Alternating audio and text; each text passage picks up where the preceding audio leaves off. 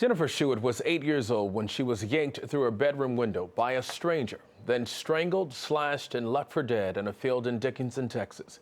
She didn't die, and the kidnapper couldn't silence her. Tonight on 48 Hours, Michelle Miller has Schuett's emotional story about her lifelong search for her attacker. For most of her life, Jennifer Schuett has lived with the searing memory of the night she was 8 years old and was snatched from her own bed. The man drove her to a dead-end road not far from her home in Dickinson, Texas. And then he held a knife to my throat and said, "Am I scaring you, little girl? Am I scaring you?" And then he choked me as hard as he could. I blacked out for a while. I realized I couldn't scream, and I couldn't figure out why. I had just enough strength to throw my right hand on top of my neck, and that's when I felt this gaping wound.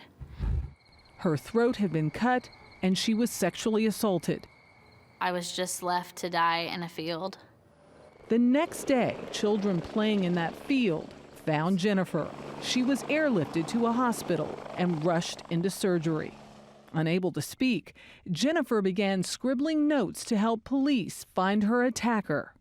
I remember writing down that there were beer cans in the car and the brand of cigarettes that he had, everything that I thought would help in finding him.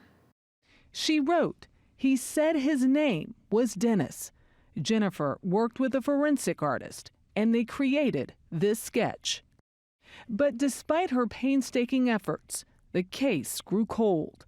Every day growing up, I was on a hunt looking for a suspect. You can see Michelle's full report, Afraid of the Dark, tonight on 48 Hours, right here on CBS.